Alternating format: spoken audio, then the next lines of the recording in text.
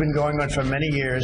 Would have been a lot easier to solve this years ago before they were in the position that they're in. But we will see what happens. We think that lots of good things could happen, and we could also have a bad solution.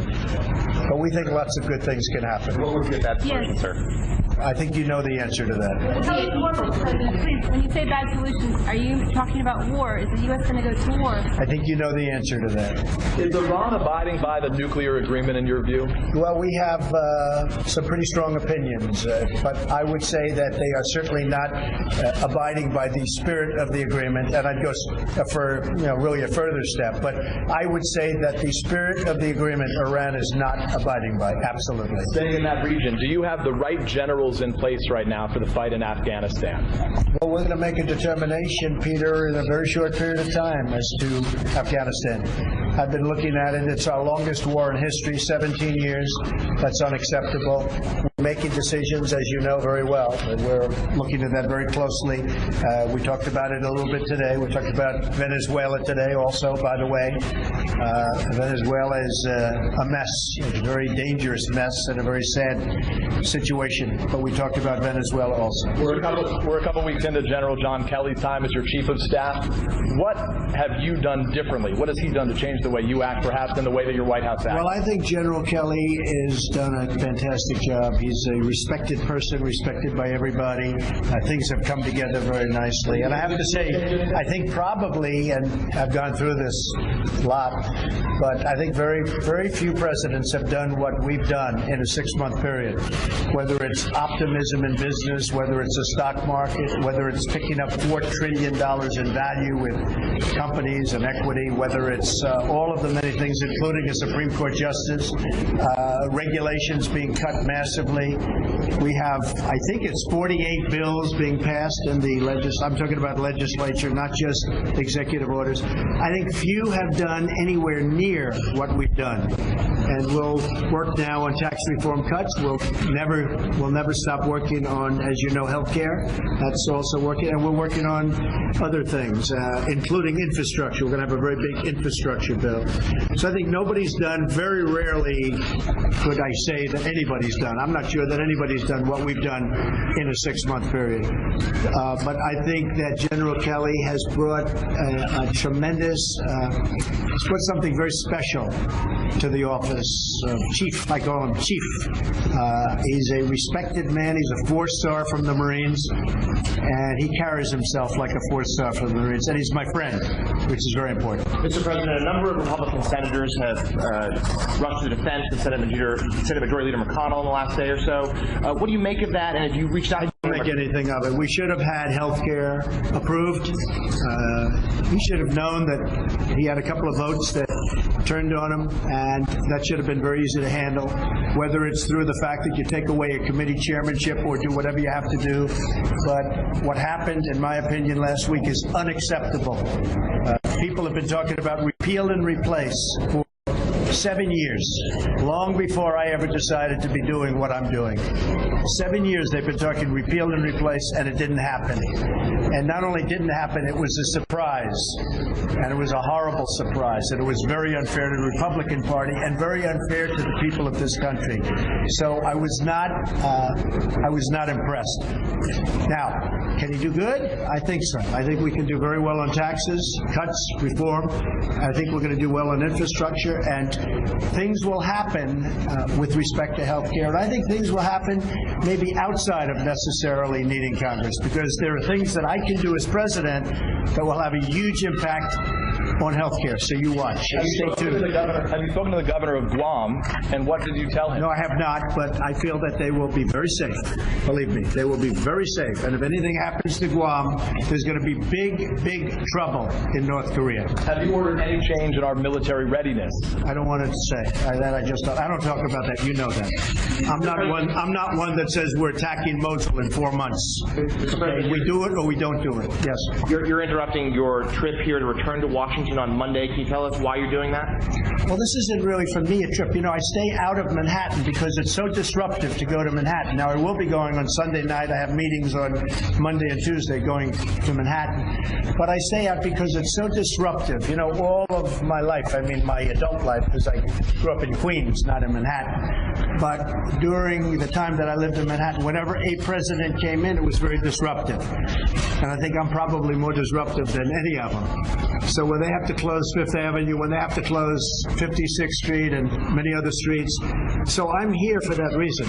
We're doing a tremendous amount of work. We're having, large numbers of meetings, and I'm on the phone a lot. But I'm here for that reason. I would love to go to my home in Trump Tower, but it's very, very disruptive to do it. When is the trip to Washington on Monday? Yes, we have a conference scheduled. We have a very important meeting scheduled, and we're going to have a pretty big press conference on Monday. Secretary Tillerson has spoken emphasizing diplomacy. You've spoken increasingly emphasizing the potential for military options. Are you two on the same page? Totally. I can tell you totally on the same page. And Secretary, maybe you'll let them explain. Well, I think it takes a combined message there if we're going to get effective movement out of the regime in North Korea. I think the President's made it clear he prefers a diplomatic solution. I think he responded to that in effect just a moment ago. And so I think what the President's doing is trying to support our efforts by ensuring North Korea understands what the stakes are. Speaking of the State Department right now, these recent acoustic attacks we've learned about regarding diplomats, American diplomats in Cuba. Who's responsible for the acoustic attacks? Is it Cuba? Is it Russia? Who's to blame for that? We've not been able to determine who is to blame. We do hold the Cuban authorities responsible for the safety and security of all of our people, just as every host country has a responsibility for safety and security of diplomats in their country. So we hold the Cuban authorities responsible for finding out who is carrying out these health attacks on not just our diplomats, but as you've seen now, there are other cases with other diplomats as well. What do you make of this awful situation that they're losing their hearing, these American diplomats? Yeah, it's awful. You just described it exactly correctly. This is why we're bringing people out. Can you tell us what you're considering for Venezuela? What options are on the table right now to deal with this mess? We have many options for Venezuela. And by the way, I'm not going to rule out a military option. We have many options for Venezuela. This is our neighbor. This is, we're all over the world. And we have troops all over the world in places that are very, very far away. Venezuela is not very far away. And the people are suffering. And they're dying. We have many options for Venezuela, including a possible military option if necessary. That would be U.S.-led, President? Say? That would be a U.S.-led military operation? We don't talk about it, but a military operation, a military option is certainly something that we could pursue. We heard from North Korean state TV saying, we consider the U.S. no more than a lump which we can beat to a jelly anytime. Well, let me hear others say it, because when you say that, I don't know what you're referring to and who's making the statement. But let me hear Kim Jong-un say it, okay? He's not saying it. He hasn't been saying much for the last 3 days. You let me hear him say it. Mr. President, do you support regime change in North Korea or in Venezuela? Do you think those regimes? I don't want to comment because I think they're very different places, so I don't want to comment. But I support peace, I support safety, and I support having to get very tough if we have to protect the American people and also to protect our allies. Do you think your vice president will be a candidate for president in 2020? I don't think so. No, I don't think so at all. He's a good guy. He's just, as you know, he's left for Colombia and various other places. He's been terrific. He's been a great ally of mine and a great friend of mine. Are you considering further economic sanctions against North Korea? Yes, we are. Yes, we are. Very strong ones. They're already very strong. We are considering additional sanctions at a very, very high level, and probably you could say as strong as they get. Okay, thank you very much, everybody. Thank you. Thank you. Thank you. President Donald Trump in Bedminster, New Jersey, for the third time in as many days, addressing the traveling press pool, taking a number of questions, this time dealing with the threat from North Korea, question about Russia, a question about Venezuela in which he said Venezuela is a, quote, mess, And options are on the table, including a military option dealing with Venezuela. He also answered questions about, again, the Senate Majority Leader, Mitch McConnell, and talked about what they have going forward as far as tax reform and a legislative agenda. Unprecedented access to this president over the past 3 days from reporters traveling with him. The biggest issue at hand at this moment, North Korea. The back and forth. Earlier in the day, the president said the U.S. military is locked and loaded to react to any aggression from North Korea. This afternoon, he said that if Kim Jong-un does anything against the U.S. or an ally, he will regret it fast. Today, the president adding that Kim can't keep threatening the U.S., saying he wants to hear Kim say those things that are quoted by North Korean officials. North Korea tonight firing back in what has become a daily rhetorical ping-pong match with a very real backdrop of nuclear weapons.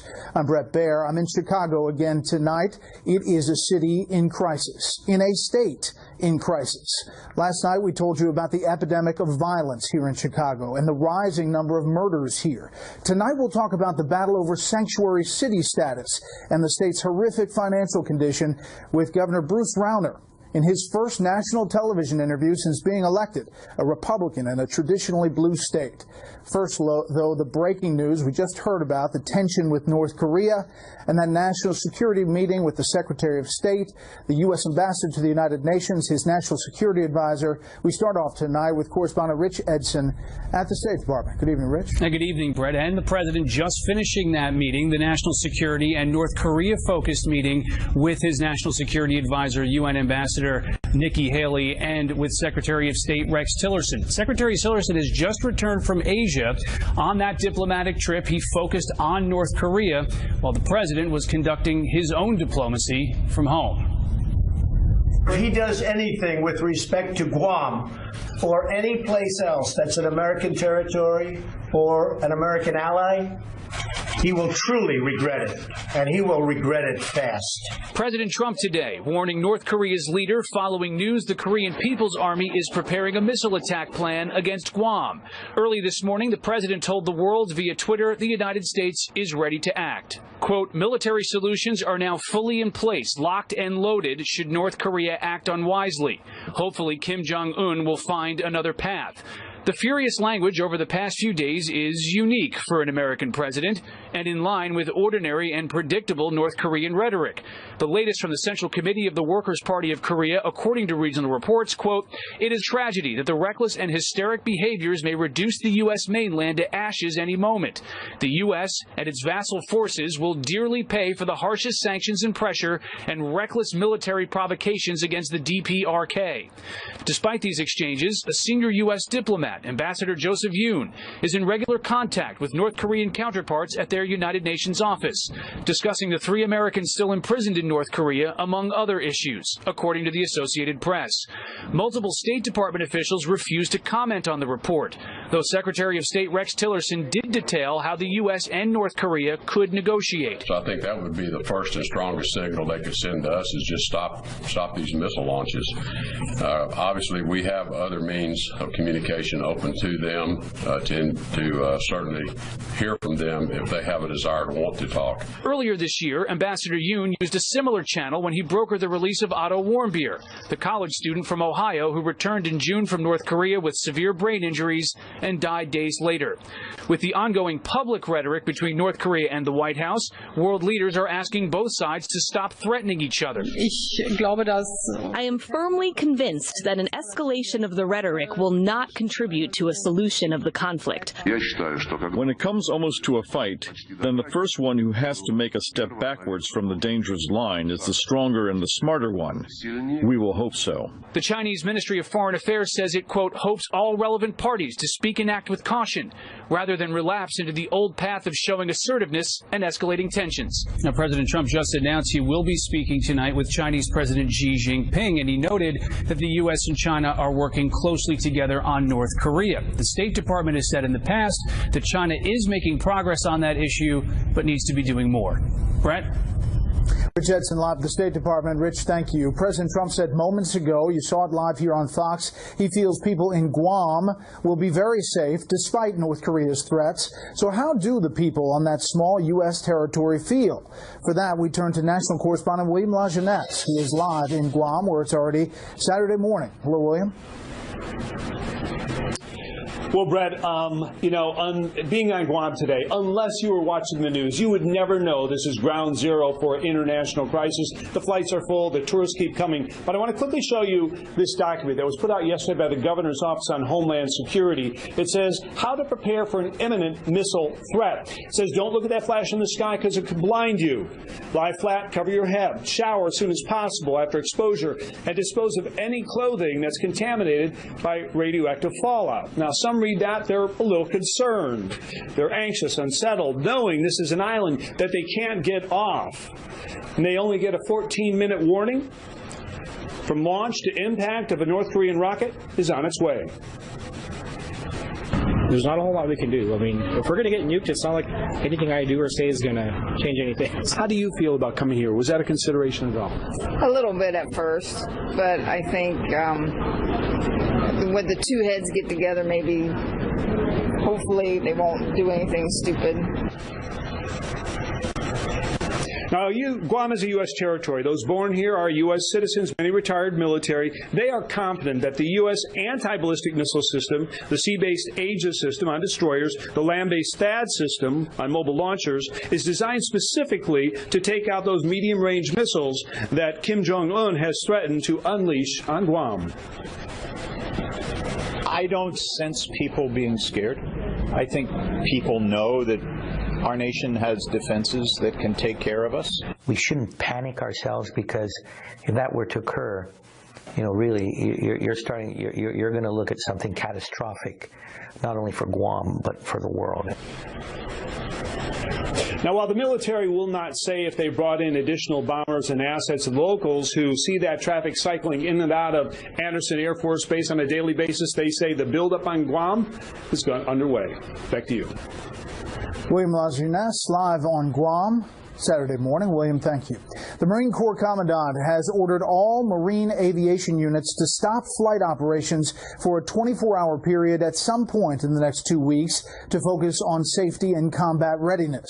The order comes just days after 3 Marines were killed when their MV-22 Osprey aircraft crashed into the sea off the coast of personnel on that aircraft were rescued. In July, a Marine Corps cargo plane crashed in the Mississippi Delta, killing all 16 on board.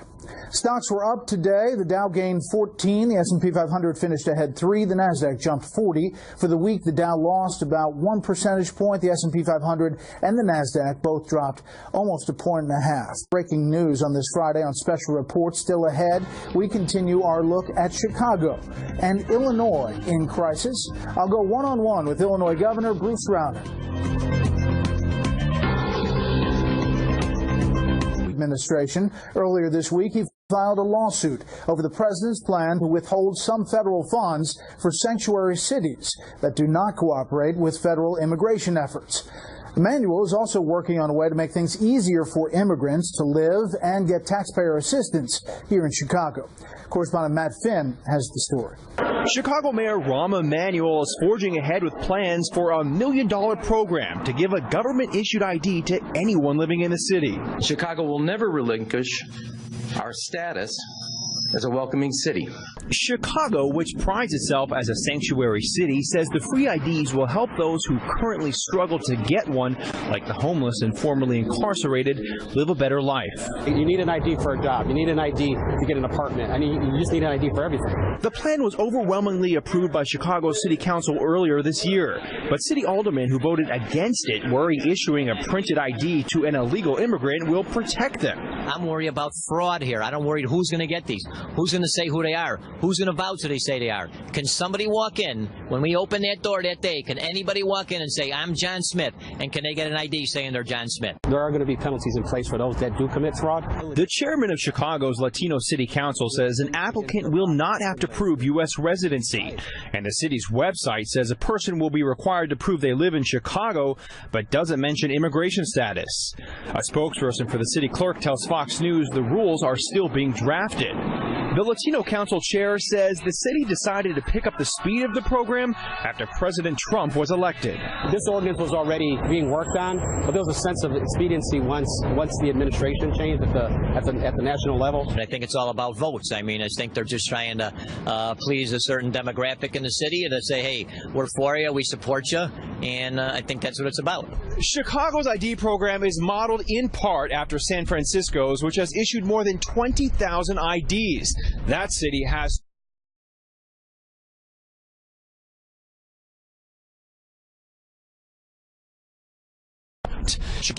against the times more than the $1 million budget.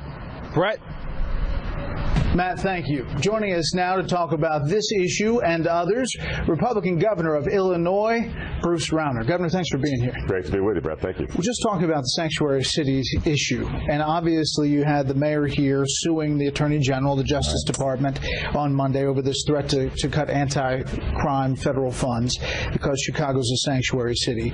Who are you with on this one, President Trump or Mayor Emanuel? Well, I can tell you this. Illinois is a state built by immigrants. My grandparents were immigrants, and 1 in 7 people in Illinois are immigrants. So this is a very, very big issue. I personally feel like we've got to have a system of immigration that works. Our system is broken. We need fundamental, dramatic immigration reform. And rather than lawsuits and rather than name calling or fighting about which community is going to enforce our laws and which aren't, I think we should have a thoughtful, rational discussion about our immigration laws themselves. Which ones should we enforce and which ones should we change or repeal? That'd be far more productive. So why shouldn't Chicago follow federal law? Well, I tell you this, the system is broken. We need to keep our people safe. Here's the issue. We have to put priority on keeping the people of America safe and making sure that we have laws that we enforce and that the laws are rational and they're implemented everywhere. So you have this bill, SB 31, on your desk. According to the Chicago Tribune, the bill would prohibit police from searching, arresting, or detaining a person because of their immigration status, absent a federal criminal warrant. It would also create so-called safe zones in state-funded schools, healthcare centers, Secretary of State facilities, and block state and local enforcement agencies from creating registries based on race, religion, and national origin. So are you going to sign that bill? So our staff is evaluating that bill right now. In fact, we are meeting with law enforcement agencies and law enforcement leaders in the state to get their views on it. We're going to evaluate it, and then we'll make an announcement about how we're going to deal with it. There's some families who say they've lost loved ones because of sanctuary status or policy, and they're trying to meet with you. Do you want to hear that point of view? I want to hear everybody's point of view. You know, I work for everybody in the state of Illinois. Our immigration system is broken, and we need to have a system that keeps the people of Illinois safe, the people of America safe. We've got to put that as the first priority. So I'm still trying to get, do you agree with the president or not, that sanctuary cities are a problem? Well, I tell you this. What I say is immigration in America is broken. We make illegal immigration easy, and we make legal immigration almost impossible. We need dramatic immigration reform. All right, here is the head of ICE at the White House just a couple weeks ago.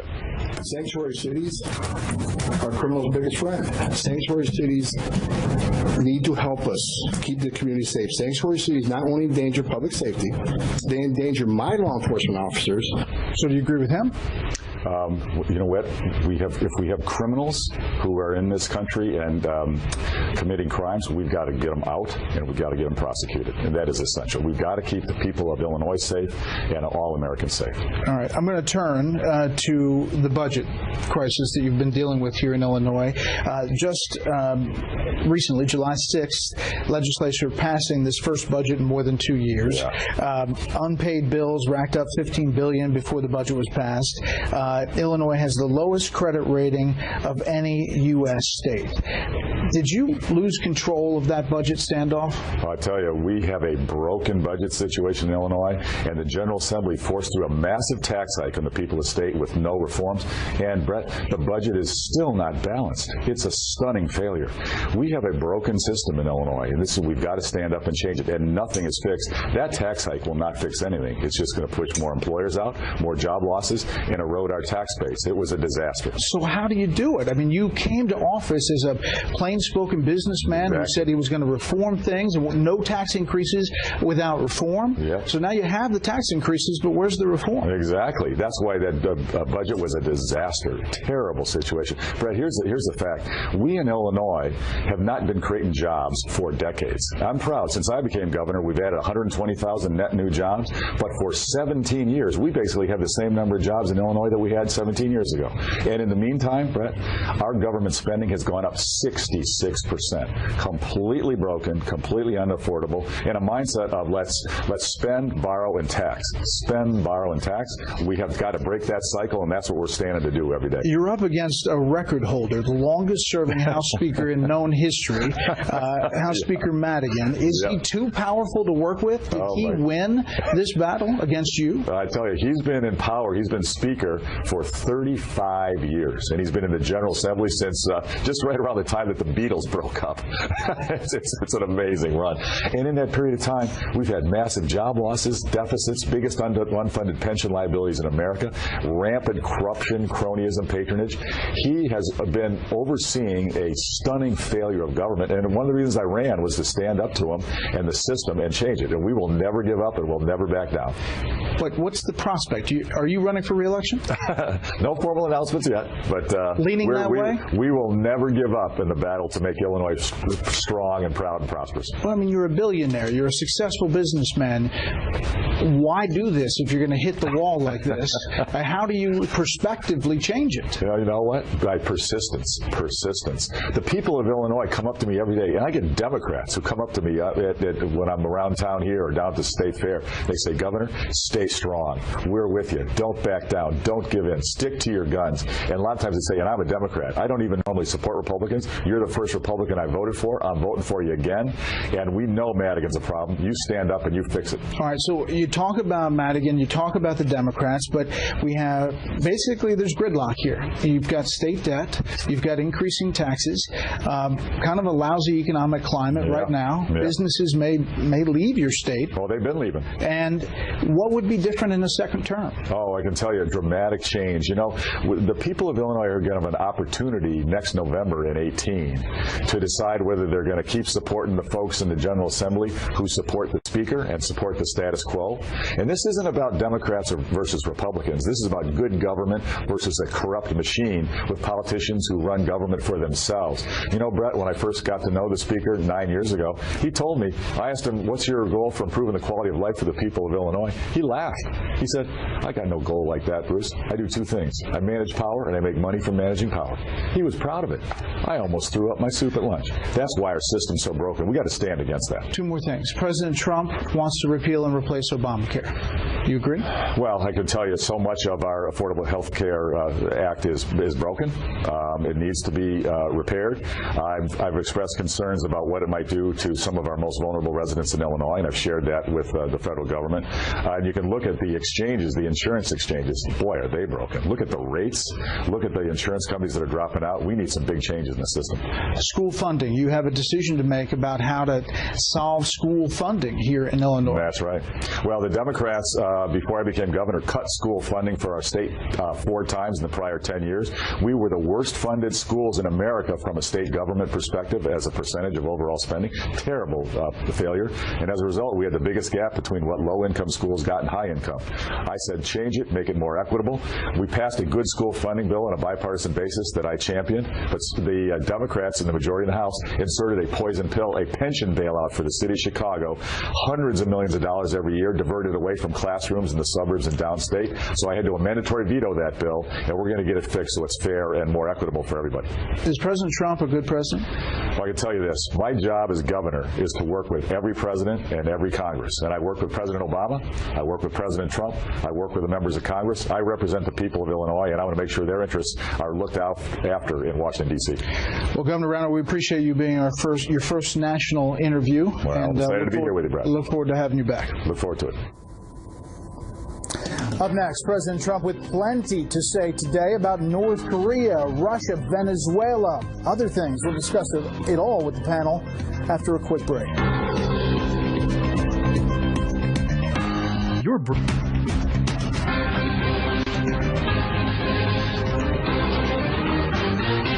I will be speaking to President Xi tonight from China, and we've been working very closely with China and with other countries. Nobody's really done the job that they're supposed to be doing, and that's why we're at this horrible situation right now. And it is a very bad situation. It's a very dangerous situation, and it will not continue, that I can tell you. I support peace, I support safety, and I support having to get very tough if we have to protect the American people and also to protect our allies. President Trump speaking a lot on his working vacation in New Jersey, talking about North Korea and a whole host of other issues. Earlier in the day, he tweeted out, military solutions are now fully in place, locked and loaded. Should North Korea act unwisely, hopefully Kim Jong-un will find another path. The other path looks to be that he is looking for peace as well, and wanted to make that clear with his national security team. We're part of it. Let's bring in our panel from Washington tonight. Byron York, chief political correspondent for the Washington Examiner. Tom Bevan, Real Clear Politics co-founder and publisher, also a Chicago resident. And Steve Hayes, editor-in-chief for the Weekly Standard. Okay, Steve, what about this effort here? And clearly he's talking a lot about North Korea, and a pretty consistent message from the president, at least. Yeah, there has been. Look, he brings a couple of real advantages, I think, to the debate, the global debate about North Korea. One is that it's clear that he's not going to settle for the kind of failed diplomacy on North Korea that we've seen from three successive administrations, Democrats and Republicans, for the past 25 plus years. He's made that clear. The second is, I think when he makes a threat, there is sort of a believability to the threat. I mean, he's much more likely to carry out a preemptive strike in North Korea than, say, Hillary Clinton would have been, or probably any president in recent memory. But I think he has to be careful not to overdo this. What he's done several times this week is make threats that seem to be idle threats. He threatened earlier this week the fire and fury comment when he said that if Kim Jong-un makes additional threats, he would see fire and fury. And then, of course, Kim Jong-un did make those threats, and there was no fire and fury. Today, again, he said that if the North Korean regime makes overt threats, he is open to a military response. I think he's got to be careful not to become the boy who cried wolf here. Make threats, the tough talk is just fine, but I think people have to continue to believe that you might actually do these things, and the more that you make those kind of threats, the less effective they are. Byron. Well, I think what we saw a few minutes ago from the President and the Secretary of State was the latest performance of this good cop, bad cop thing that they've had going for the last several days. And it's actually a pretty consistent message with the Secretary of State stressing diplomatic solutions. But none of that talk about diplomacy makes any sense unless you have a bad cop, the President, talking about the actual possibility of U.S.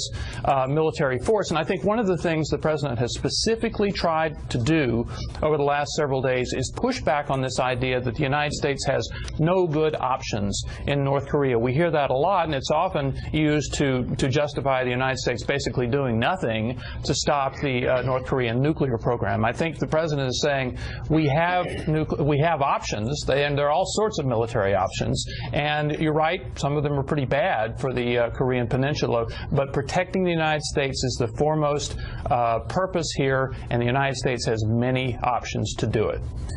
All right, Tom, here's the Secretary of State. He is in the good cop position. It takes a combined message there if we're going to get effective movement out of the regime in North Korea. I think the President's made it clear he prefers a diplomatic solution. What the President's doing is trying to support our efforts by ensuring North Korea understands what the stakes are. Tom.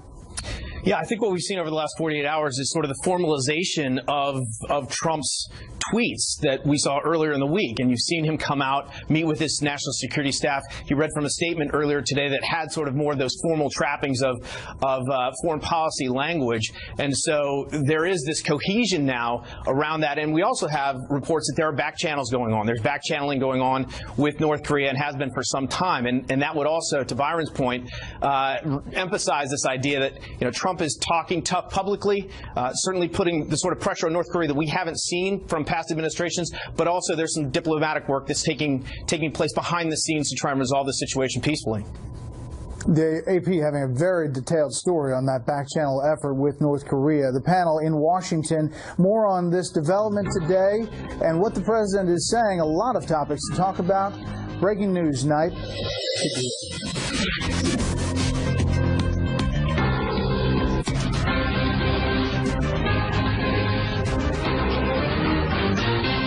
Were you being sarcastic when you thanked Vladimir Putin for expelling 755 diplomats from Russia? In order to reduce our payroll? Absolutely. I think you know that. There's no room for sarcasm there. I don't think that we should have to try to interpret whether or not the president was being serious. There is only one correct response from the president of the United States, and that is to make clear that this is unacceptable and to stand up strongly for those diplomats and for our role in the world and to push back against Vladimir Putin. Another issue talked about, Russia, his reaction, the president's reaction, what he said first to those diplomats being kicked out. Back with the panel, Tom, there was a lot of uproar about it. The president saying today, listen, it was sarcastic. He points to his Secretary of State and says formal response in September. Yeah, again, I think this is much ado about nothing. I mean, Trump made an offhand comment. The media goes crazy about it. Look, Trump has never been one for sort of the niceties of foreign policy, diplomacy. He doesn't play by the same rules that everyone has played by for years and years and years. This is just another example. The first example was answering the phone call from the Prime Minister of Taiwan after his election, which sent people into a frenzy. Turned out to be a nothing burger. I think this is much more the same. Byron, what about this? Well, first of all, after the president said this, a lot of people took him very seriously. Then the White House said he was being sarcastic. And I think listening to him and watching his, reading his words indicates that he was being something less than serious. But I think that he couldn't really completely get away with that today. So he does turn to Rex Tillerson and said, we've got a serious response to this. And Tillerson said the United States will be responding in some actual serious way by the 1st of next month. And Steve, what about this access? 3 days in a row that the traveling press pool is essentially giving press conferences. Yeah, I mean, they should be celebrating this. Now we're going to have a spate of stories about how the media loves Donald Trump and they love this new access. Look, I think it's a good development. I think the president is smart to get out there. He's smart to talk. He does pretty well when he talks for himself. He does a lot better than when journalists are allowed to speculate about what he's thinking or doing or focus on the palace intrigue stories. When he comes out and talks, I think people see what he's saying, and people have liked that. People liked it in the campaign. Certainly, you don't always agree with him, but people like it when the president's speaking with him when he tweets at him. And it's interesting in foreign policy how that factors in. A little bit different format tonight. Next up, the Friday lightning round. Chicago's problems, Illinois' problems, they are broken. Afghanistan's problems, plus winners and losers.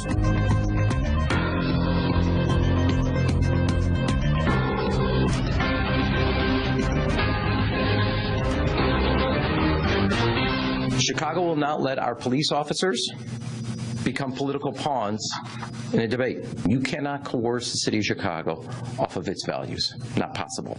And rather than lawsuits and rather than name calling or fighting about which community is going to enforce our laws and which aren't, I think we should have a thoughtful, rational discussion about our immigration laws themselves. Which ones should we enforce and which ones should we change or repeal? I'm still trying to get, do you agree with the president or not that sanctuary cities are a problem?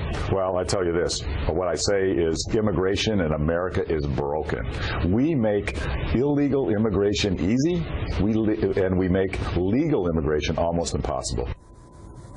Well, a lot of things in Chicago and Illinois are broken, according to the governor there in our interview. But how do you fix them? This is the lightning round. We're back with our panel. Tom, you live here. What about this? Well, there's no easy fix. I mean, part of the problem is you have, it's been one-party rule in the state of Illinois, particularly in Chicago, mayors, Democratic mayors, for over 100 years. And so, look, I think this ploy by Rahm Emanuel to be the high-profile defender of sanctuary cities is for him a political necessity, given the fact that his support among African Americans is cratered after his administration participated in the cover-up of the Laquan McDonald video and that incident. And so this is something he's doing not because he's some high-minded, altruistic defender of immigrants, but because this is a political necessity if he wants to be reelected. Steve. Yeah, Bret, something tells me Governor Rauner didn't want to answer your question about immigration and Rahm Emanuel. He kept saying it was broken, but he didn't offer any solutions, and I think that's part of the problem with the immigration debate more broadly. I mean, you have so many people who are complaining about it and talking about it. Nobody is actually proposing much in the way of real solutions, particularly not at the state and local level. What Rahm Emanuel is proposing, I think, is certainly not a solution. The last thing in the world we ought to be doing is making it easier for illegal immigrants to remain in the United States after they've come here illegally. All right, let's turn to Venezuela, Byron. This is the president today. Eyebrow-raising statement, perhaps? Venezuela is a mess, a very dangerous mess, and a very sad situation. I'm not going to rule out a military option. We have many options for Venezuela. This is our neighbor. This is, we're all over the world, and we have troops all over the world in places that are very, very far away.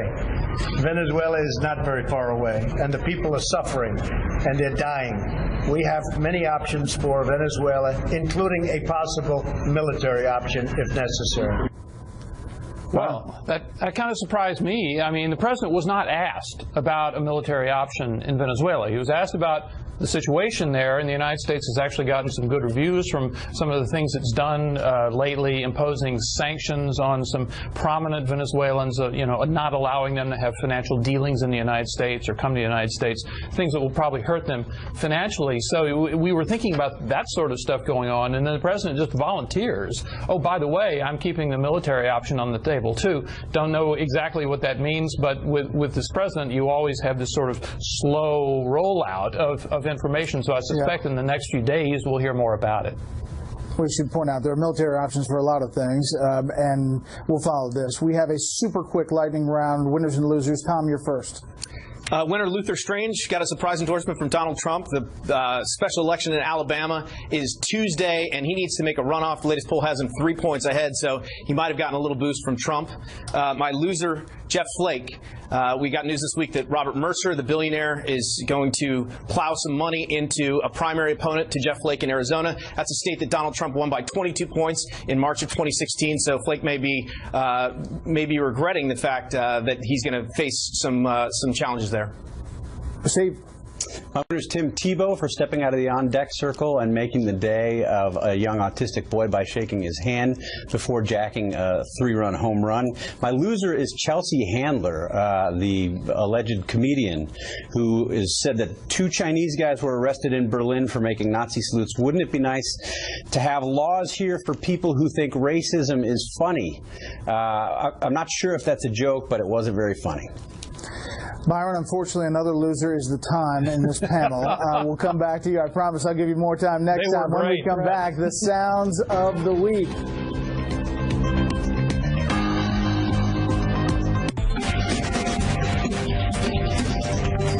Well, most of Washington may be on vacation, but it's hardly a slow news time. It's not slowing down. This week's notable quotables. North Korea best not make any more threats to the United States. They will be met with fire and fury. I would have used different words. North Korea better get their act together. Was it too tough? It was a gut punch to North Korea. Maybe it wasn't tough enough. The American people should sleep well at night. I took over a mess. We're going to make it a lot less messy. The opioid crisis at this point can be addressed without the declaration of an emergency. I'm saying officially right now it is an emergency. Do you have any response to the Russian president expelling 755 workers from our embassy? No, I want to thank him because we're trying to cut down on payroll. People frequently ask me, what's being the majority leader of the Senate like? It's a little bit like the groundskeeper at a cemetery. Everybody's under you, but nobody's listening. I'm very disappointed in Mitch. If he gets these bills passed, I'll be very happy with it. They're going to mishandle the tax cuts exactly the way they mishandled health care. We'll be at the end of the year with a disaster. I play quarterback, so I don't really have to be in that great of cardiovascular shape. That's fake news 101. Notable quotables for this week. Thanks for inviting us into your home tonight. That's it for this special report. Fair, balanced, and unafraid. And my thanks to the correspondents, producers, and